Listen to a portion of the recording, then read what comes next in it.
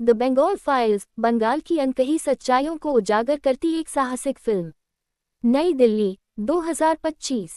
I am Buddha films और अभिषेक अग्रवाल आज प्रस्तुत कर रहे हैं राष्ट्रीय पुरस्कार विजेता निर्देशक विवेक रंजन अग्निहोत्री की बहुप्रतीक्षित फिल्म द बंगाल फाइल्स। ये फिल्म उन घटनाओं और वास्तविकताओं पर आधारित है जिन्हें दशकों तक दबाया और नज़रअंदाज किया गया। फिल्म में बंगाल की सामाजिक, राजनीतिक और सांस्कृतिक परिस्थितियों को वास्तविक रूप में प्रस्तुत किया गया है। निर्देशक का कहना है कि ये फिल्म सिर्फ एक कहानी नहीं बल्कि इतिहास का वह अध्याय है जिसे जानना हर भारतीय के लिए जरूरी है। इस फिल्म में पल्लवी जोशी समेत कई दिग्गज कलाकारों ने अपनी अदाकारी से कहानी को जीवंत किया है। संगीत, सिनेमेटोग्राफी और स्क्रिप्ट तीनों मिलकर दर्शकों को भावनात्मक और विचार उत्तेजक अनुभव देंगे। निर्माता अभिषेक अग्रवाल ने कहा, हमने इस फिल्म को बहुत रिसर्च और संवेदनशीलता के साथ बनाया है। हमें विश्वास है कि द बंगाल फाइल्स देश भर में एक नई चर्चा और जागरूकता की शुरुआत करेगी। फिल्म की टीम का मानना है कि यह सिर्फ मनोरंजन का साधन नहीं बल्कि एक सामाजिक दस्तावेज है जो आने वाली पीढ़ियों को सच्चाई से रूबरू कराएगा। फिल्म जल्द ही देश भर के सिनेमाघरों में रिलीज होगी और अंतर्राष्ट्रीय स्तर पर भी प्रदर्शित की जाएगी। Close my opening statement and I'm going to hand over the mic to Vivek to give you detail of the journey and of course everything else that he would like to speak to you. Thank you very much. Thank you. Sorry for the hiccups छोटे मोटे, क्योंकि हम लोग कल ही कलकत्ता से रात को पहुँचे हैं और काफ़ी हम लोग अमेरिका में थे, एक महीने से अपनी फिल्म की स्क्रीनिंग कर रहे थे। तो मैं आपको I just take you through exactly क्या हुआ और मैं आपको एक ऐसा वीडियो दिखाने वाला हूँ जिसे देख के मैं तो चौंकी गया, आप लोग भी चौंक जाएंगे। पर वो आज पहली बार मैं किसी को दिखा रहा हूँ, पर आपको मैं स्टेप बाय स्टेप 1 2 3 4 क्या हुआ, लेकिन अगर यह दिखाएंगे तो हम लोग सामने नहीं आ जाएंगे। तो हाँ, थोड़ा हम लोग मूव करते हैं। बनवाई थी एनएमडीसी के थ्रू, उसने पूरे वर्ल्ड में इंडिया की फ्रीडम मूवमेंट को सारे वर्ल्ड को बताया। और उसका कारण यह है कि आज आप किसी भी शहर में जाएंगे आपको गांधी जी की स्टैचू मिलेगी because of that one film. तो हमको ये रिस्पॉन्सिबिलिटी पता है कि एक फिल्म कितनी इंपॉर्टेंट होती है ऐसे सब्जेक्ट में। इसमें जितने इंडिया के हिस्टोरियंस हैं, एक्सपर्ट्स हैं, सबकी राय लेके ये फिल्म बनी है। जब मैंने सीबीएफसी में ये फिल्म दिखाई तो 50 सवाल खड़े हुए। इंडिया के बेस्ट हिस्टोरियंस को कमेटी में बुलाया गया, एग्जामिनिंग कमेटी में, रिव्यू कमेटी में। एक सवाल का हमने 100 डॉक्यूमेंट्स उनके सामने प्रेजेंट किए। ये फिल्म एग्जामिनिंग कमेटी के थ्रू गई, रिवीजन कमेटी के थ्रू गई और तब जाके ये without any cut, without any modification, एक चेंज के बिना इस फिल्म को सर्टिफिकेट मिला।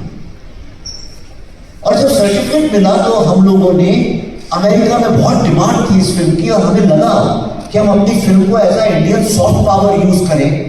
और हमने वहाँ के पॉलिसी मेकर्स, वहाँ के मीडिया, ज्यू society, black society, Spanish society और भी जितने परसिक्यूटेड लोग हैं उनको ये फिल्म आ जाके दिखाई।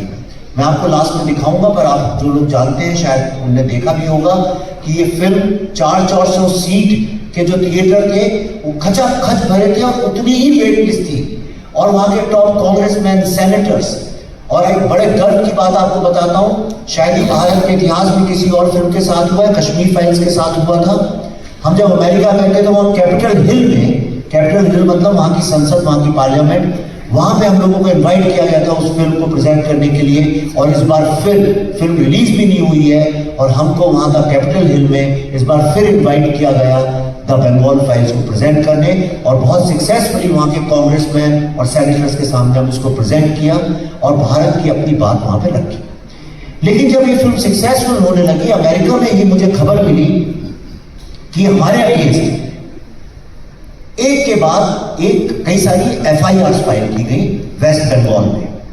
और ये खुलेआम, ऐसा नहीं है किसी आम आदमी ने किया, किसी को पता भी नहीं है इस फिल्म के अंदर क्या है। आज पहली बार तो मैंने इस फिल्म की थीम यहाँ पे दिखाई है, इसलिए क्योंकि मैं चाहता था आपको दिखाई जाए। ये रातों रात हमने स्क्रीनर बना के आपके लिए तैयार किया है। टी-शर्ट भी वही आप देख सकते हैं। तो जब इस फिल्म सक्सेसफुल होने लगी तो वेस्ट बंगाल में जो रूलिंग पार्टी है TMC, उनके मेंबर्स ने हर जिले, हर मोहल्ले में जाके हमारे खिलाफ FIRs फाइल करनी चालू की। और वहां की जो पुलिस है उसने ये तक नहीं हमको बताया नोटिस में जो FIR हमारे पास आई, ये तक नहीं बताया कि कारण क्या है FIR के पीछे। मैं आपको दिखाता हूं, जरा नंबर 3 FIR कॉपीज जरा दिखाइए लोगों को, दिखाइए। नेक्स्ट, टीएमसी नेताओं ने दर्ज किया FIR में न्यूज है, ये मुझे वहां पता चली। नेक्स्ट दिखाइए, नेक्स्ट स्लाइड, नेक्स्ट स्लाइड, ये FIR देखिए। नेक्स्ट स्लाइड, ऐसी तमाम है, ये देखिए। नेक्स्ट स्लाइड, ये देखिए। नेक्स्ट स्लाइड, नेक्स्ट स्लाइड, इसके बाद है कुछ स्लाइड या सो और ये सारे टीएमसी के वर्कर्स ओपनली सोशल मीडिया में लिख लिख के कर रहे हैं। आप मुझे बताइए, एक फिल्म जो रिलीज नहीं हुई, किसी को पता नहीं, और भारत के ऐसे पार्टीशन के ऊपर है जो सारे वर्ल्ड को पता चलना चाहिए, सारी दुनिया इसकी तारीफ कर रही है। जिसने ये फिल्म देखी है, लोग रोए हैं देख के कि क्या दुर्दशा हुई थी हमारी।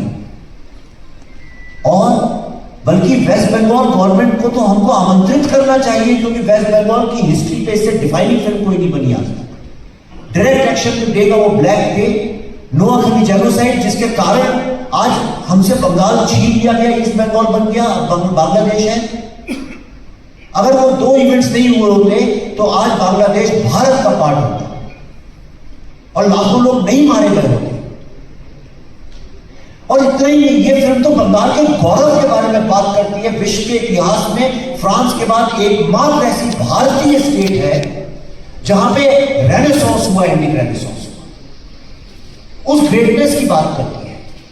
नेशनलिस्ट मूवमेंट बंगाल से चालू हुआ, वेदांतिक मूवमेंट बंगाल से चालू हुआ, एक से एक महान लोग वहां पे पैदा हुए। उसके गौरव के हमने क्या खोया है।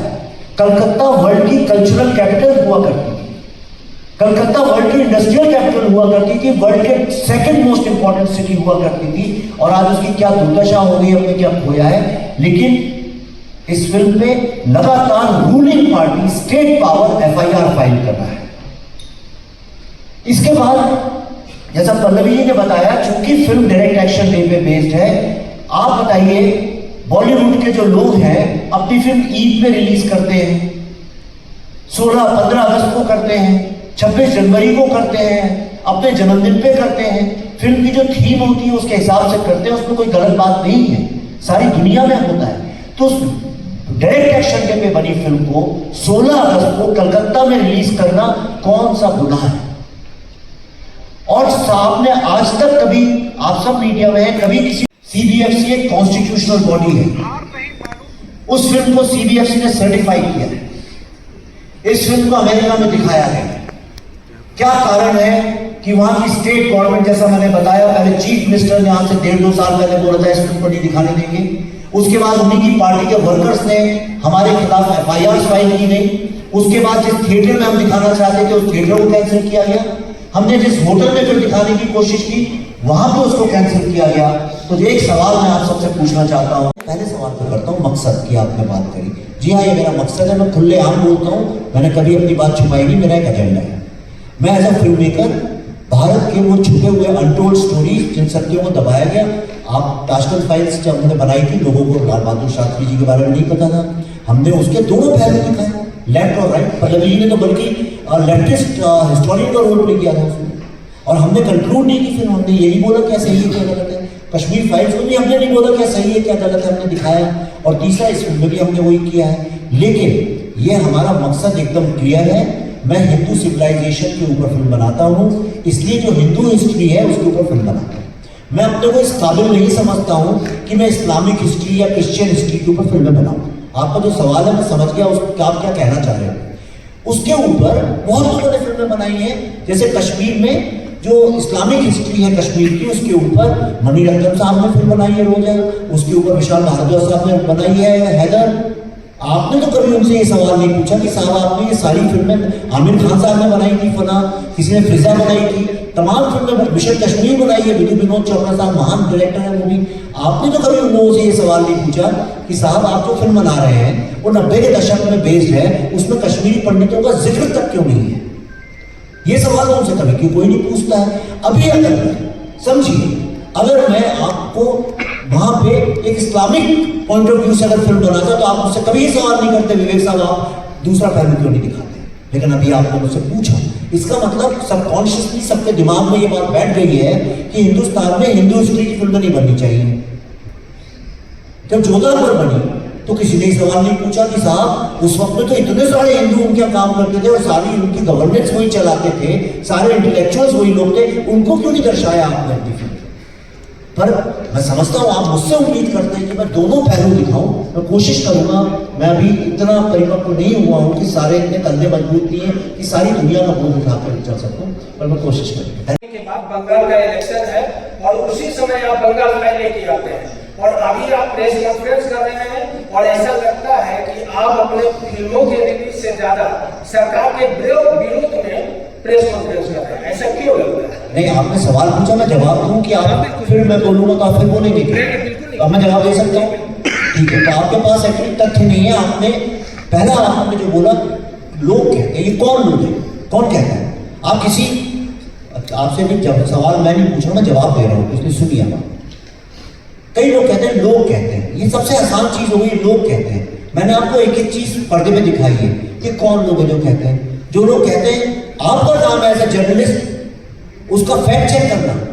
ताशकंद फाइल्स भारत का जो जनरल इलेक्शन थे उसके रिलीज इलेक्शंस खत्म होने के बाद रिलीज हुई, इलेक्शंस चालू होने के बाद रिलीज हुई। आप डेट चेक कर लीजिए। कश्मीर फाइल्स यूपी इलेक्शन खत्म होने के बाद जिस दिन रिजल्ट्स आए उस दिन रिलीज हुई, जिस दिन रिजल्ट्स आए। तो इसलिए आपके दो फिल्मों के बारे में तो आप गलत हैं। तीसरा, बंगाल फाइल्स, अगला इलेक्शन कहां पे है? बिहार में। तो मुझे बिहार फाइल्स बनानी चाहिए थी। बंगाल का इलेक्शन है मार्च में, अप्रैल में है।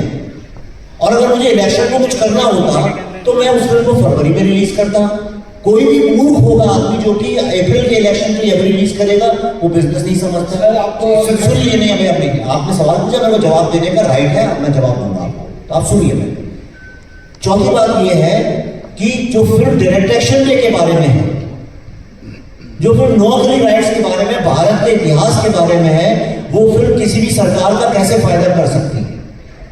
और अगर मेरे फिल्म बनाने से किसी का फायदा होता है तो पुण्य का काम है, इसमें क्या बुरी बात है? नहीं, मेरा ये कहना था कि आपने बोला लोग क्या करते हैं, आपने बोला कि मैं मुखर्जी का बीबीसी पे एक इंटरव्यू है। उस इंटरव्यू में जो उन्होंने बोला है, हमने सिर्फ उतना दिखाया है।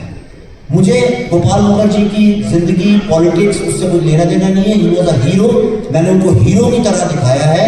उनको बंगाल के जो लोग हैं उनको हीरो मानते हैं, मैंने उनको हीरो की तरह दिखाया है। और कल ही मैं उनकी मूर्ति का इनॉग्रेशन करना था कलकत्ता में, इस क्योस के कारण कर नहीं पाया। जिन लोगों ने मूर्ति बनाई थी वो मेरे होटल में आके उसी मूर्ति की फोटो मेरे से कटवा के उन्होंने इनॉग्रेशन किया। सिक्योरिटी के कारण मैं जा नहीं पाया। गोपाल मुखर्जी की मैं काफी रिस्पेक्ट करता हूँ। उनके पोते टीएमसी के साथ काम करते हैं और वहां पे कंपल्शन है। आप जानते हैं बंगाल की पॉलिटिक्स क्या है, उनकी मजबूरी है, वो जो कर रहे हैं उन्होंने लीगली किया, हम उसका लीगल जवाब दे रहे हैं। नेक्स्ट। साथ काम किया है, तो एक वर्किंग रिलेशन जो होता है एक डायरेक्टर और एक्टर के बीच में, वो हमारा बहुत पहले से एस्टैब्लिश रहा है। और जब से आई एम बुद्धा हमने फॉर्मुलेट किया है हमारा प्रोडक्शन में, बुद्धा इन ट्रैफिक जैम जो फिल्म बनाई थी विवेक ने 2011 में, उसके बाद से हमने we form this company. So we work together very well as partners also. लेकिन आपत्ति सिर्फ एक ही होती है साथ काम करने की कि एक ही कमरे से उठ के बाहर आते हैं, एक ही लिविंग रूम में आमने सामने बैठ के चाय पीते हैं, फिर दोनों जाके अंदर एक एक करके तैयार होते हैं, फिर एक ही ऑफिस में जाते हैं, फिर पूरा दिन इकट्ठा काम करते हैं, फिर शाम को वापस आते हैं, लिविंग रूम में एक दूसरे के सामने बैठते हैं और फिर एक ही कमरे में वापस सोने के लिए चले जाते हैं। तो ये कभी कभी स्पेस की प्रॉब्लम हो जाती है। ऐसा लगता है कि भाई या तो आप चले जाओ कहीं पे या मैं कहीं पे चले जाती हूँ कुछ दिनों के लिए। तो बस apart from that I think we work very well together. और जहाँ तक ये माँ भारती के कैरेक्टर की बात है, I think I am at a good place age wise, experience wise as an actor. मुझे नहीं लगता 10 साल पहले मैं इस तरह के कैरेक्टर को हैंडल कर पाती, क्योंकि आपको जीवन में भी थोड़ा परिपक्व होने की ज़रूरत होती है। आपको जीवन बहुत कुछ सिखाता है और कुछ उस सीख से आपके अभिनय में भी बहुत परिवर्तन आता है। तो शायद ये सही समय था माँ बाप के लिए।